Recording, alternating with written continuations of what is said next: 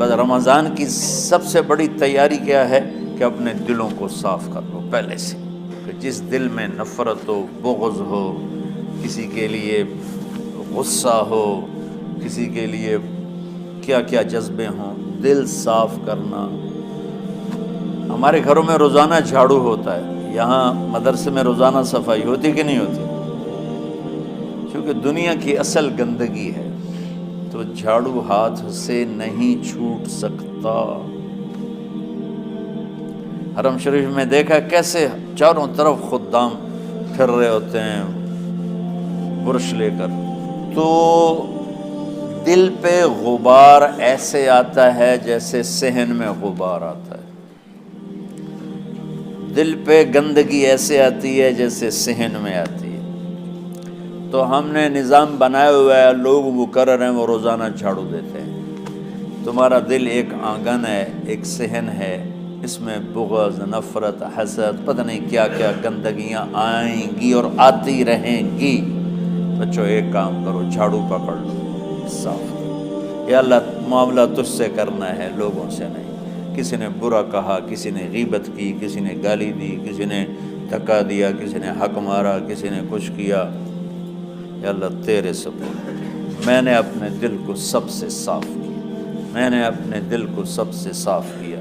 یہ اتنی بڑی عبادت ہے کہ بڑے بڑے نفلوں والے، تہجد والے، حج عمرے روزے والے تمہیں نہیں پکڑ سکے، کیونکہ اس کا کرنے والا دنیا میں کوئی نہیں۔ نفل پڑھنے والے تو بے شمار ہیں، عمرے کرنے والے بے شمار ہیں، علماء بے شمار ہیں، حاجی بے شمار ہیں، سخاوت کرنے والے بے شمار ہیں، لیکن اس ٹکڑے کو صاف کرنے والا لاکھوں میں ایک بھی نہیں ہے۔ مشکل کام ہے، آپ یہ سیکھ لیں، صاف کرو، صاف کرو، صاف کرو۔ یہ رمضان کی سب سے بڑی تیاری اور علم کو حاصل کرنے کی سب سے بڑی چابی ہے کہ اپنے دل کو کھلا کرنا۔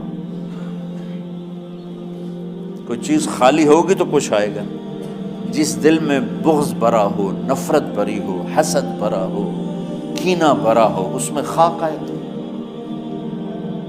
اس میں تو علم کی ایک کرن بھی نہیں آئے گی۔ اس زبان سے چاہے جتنے مرضی موتی بکھیرے، دل اس کا اندھا ہوگا۔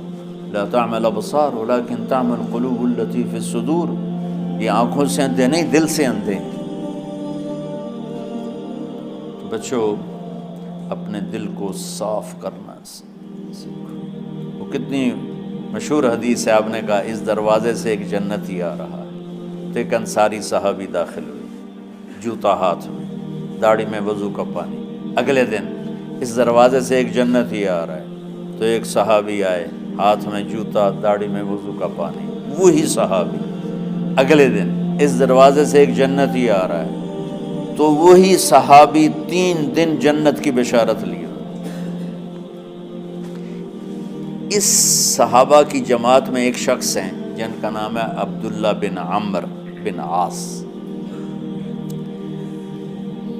ان سے بڑا عبادت گزار صحابہ میں کوئی نہیں تھا، نہ سابقین میں، نہ متاخرین میں، نہ پہلوں میں، نہ بعد والوں میں۔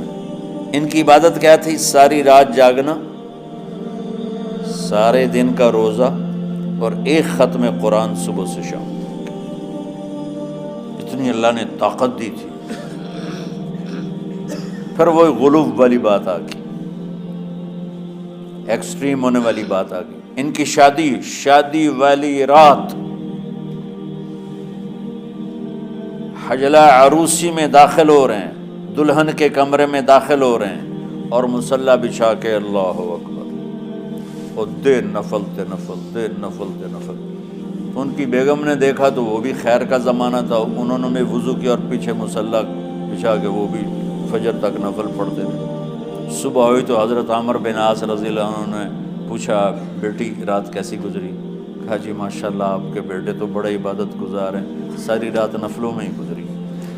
تو وہ ان کو شکایت کر دی۔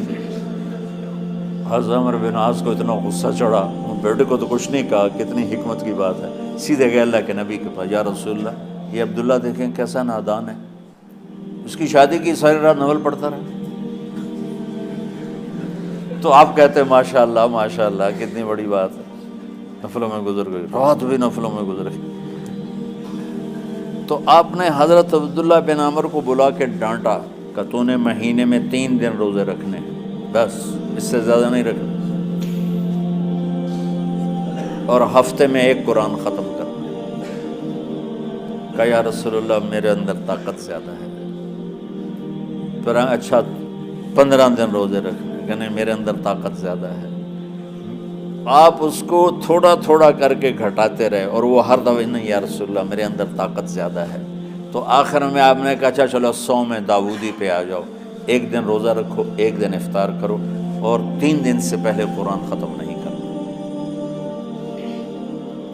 تو آپ نے اس کو پیچھے کیا۔ یہ بیٹھے تھے اس محفل میں، ان کے دل میں آیا کیا یہ بزرگ مجھ سے زیادہ عبادت کرتے؟ رات میں ساری جاگتا ہوں، دن روزہ رکھتا ہوں، 1 ختم کرتا ہوں، تو جنت کی بشارت تو مجھے ملنی چاہیے تھی، ان کو کیسے مل رہی؟ یہ کسی کتاب میں نہیں لکھا کہ یہ ان کا جذبہ تھا، لیکن چونکہ میں ان کی سیرت کو جانتا ہوں تو مجھے خیال آتا ہے کہ ان کی نفسیات میں یہ بات آئی ہوگی، چونکہ صرف انہی کو خیال آیا کہ میں جا کے دیکھتا ہوں کہ یہ بزرگ کیا کرتے ہیں۔ تو ان کے پاس پہنچ گئے، چاچا ذرا، وہ ادھیڑ عمر تھے، چاچا وہ میرے ابا تھوڑے ناراض ہیں، تو کچھ دن آپ کے پاس گزار لوں کا، بیٹا بسم اللہ آ جاؤ۔ اب رات ہوتے ہی عشاء کی نماز پڑھ کے انہوں نے جلدی سے چادر اوپر لی اور یوں سراغ کر کے ان چاچے کو دیکھنے لگے کہ اب یہ کیا ساری رات سجدہ کرے گا، اور ساری رات روتے روتے روتے روتے مصلی گیلا ہو جائے گا، یا ساری رات رکوع کرے گا، ساری رات قیام کرے گا، ساری رات قرآن پڑھے گا، اس تصور سے یوں دیکھ رہے۔ اور وہ بزرگ صحابی تشریف لائے، سرانے پہ سر رکھا، اللہم بسمک اموت و احیا، ہو گئے۔ اب یہ دیکھ رہے ہیں ابھی اٹھیں گے، ابھی اٹھیں گے، ابھی اٹھیں گے۔ فجر کی اذان پہ اٹھے۔ اب یہ تو حیران پریشان ہو گئے، یہ کیا ہو؟ اس زمانے میں تو منافق تہجد نہیں چھوڑتے تھے ڈر کے مارے کہ پتہ نہ چل جائے ہمارے کفر کا۔ تو یہ چاچا جنت بھی لے گیا تو ستا بھی پیا کہ چلو کل دیکھوں گا۔ اگلی رات پھر چادر سر پہ کر کے اور یوں سوراخ کر کے لیٹے ہوئے اور دیکھ رہے۔ چاچا پھر تشریف لائے اور سرانے پہ سر رکھا، اللہم بسمک اموت و احیا، ہو گئے۔ فجر کی اذان پہ اٹھے، یہ اور پریشان ہو گئے کہ میرا نبی کا فرمان تو سچا ہے، اس میں تو شک بھی کفر ہے، لیکن عمل کیا ہے جس پر اس کو جنت کی بشارت ملی؟ 2 رکعت نفل بھی نہیں۔ اور آج کے دور میں تم میں سے ماشاءاللہ اکثر بچے تہجد پڑھتے ہیں کہ 1 رات اور دیکھوں گا، تیسری رات اللہم بسمک اموت و احیا، ہو گئی ساری رات۔ تو تیسری رات پھٹ پڑے عبداللہ بن عمر، کہنے لگے چاچا میری ابا سے کوئی لڑائی نہیں تھی، 3 دن میں تیرے بارے میں سنتا رہا، جنتی جنتی جنتی۔ میں دیکھنے آیا تھا کہ آپ کیا کرتے ہیں، آپ تو کچھ بھی نہیں کرتے ہو، ساری رات سوتے رہتے ہو، اب کیا کرتے ہو؟ میں نے کہا بیٹا یہی ہے جو تم نے دیکھا ہے۔ اب ان کو سمجھ میں نہیں آ رہا کہ یہ جوڑ کیسے بٹھاؤں، ادھر جنت کی بشارت، ادھر ساری رات خراٹے، اب یہ اس میں جوڑ کیسے بٹھاؤں، کیونکہ نبی کی بات تو غلط ہو نہیں سکتی۔ تو اب وہ ایسے بڑے بے دل سے ہو کر واپس مڑے، پتہ نہیں کی چکر ہوئے گی کوئی گل۔ جب وہ دروازے تک پہنچے تو کہنے لگے بیٹا ادھر آنا، واپس آ گئے۔ اب میں تمہیں اصل راز کی بات بتاتا ہوں۔ کیا ہے کیا ہے؟ تو یہاں ہاتھ رکھا، کہا یہ جو دل ہے نا، اس میں کسی انسان کی نفرت نہیں۔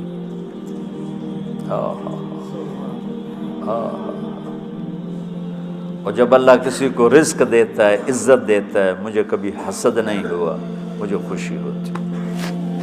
تو عبداللہ بن عمر نے کہنا تھا ہاں یہ بات ہے، نہیں، انہوں نے کہا ہاذا ہوا، اچھل کے کہنے لگے ہاذا ہوا، ہاں ہاں ہاں ہاں، یہی ہے یہی ہے یہی ہے۔ پھر کہنے کہ چاچا پر یہ میرے بس کا نہیں، کون کرے گا یہ؟ اتنے بڑے آدمی ہو کر کہہ رہے ہیں کہ یہ میرے بس کا نہیں۔ تو بچوں، دنیا میں جنتی بننا ہے اور علم اللہ سے لینا ہے تو اسے صاف کر دو، سب کی نفرت سے۔ سب، اس نے مجھے یہ کیوں کہا، اس نے مجھے یوں کیوں دیکھا، اس نے میرے بارے میں یوں کیوں کہا، اس نے میرے بارے میں یہ کیوں لکھا۔ جس کی تعریف ہوتی میری کتنی برائی ہوتی، صرف تعریف تو نہیں، بھرا پڑا سوشل میڈیا مجھے گالیاں۔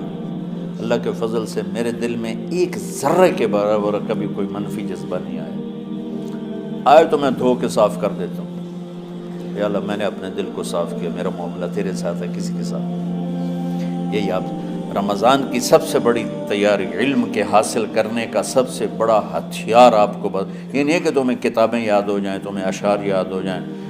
تو ساری امت سے کہتا ہوں رمضان کا استقبال کرو، دلوں کو صاف کر کے، نفرتوں کو مٹا کے، مذہبی نفرت، دنیاوی نفرت، رشتوں کی نفرت، بول چال کی نفرت، سیاست کی نفرت، لین دین کی نفرت، ان سب سے اپنے دل کو صاف کرو تاکہ رمضان میں اللہ نے علم اتارا، اللہ تعالیٰ آپ کو علم عطا فرمائے، اور باقی لوگ جو عام دنیا میں زندگی گزار رہے ہیں ان کے دلوں میں اللہ رمضان کا نور اتارے اور اپنے اور ہدایت کا نور اتارے۔ یہ سب سے بڑی تیاری ہے اس کی۔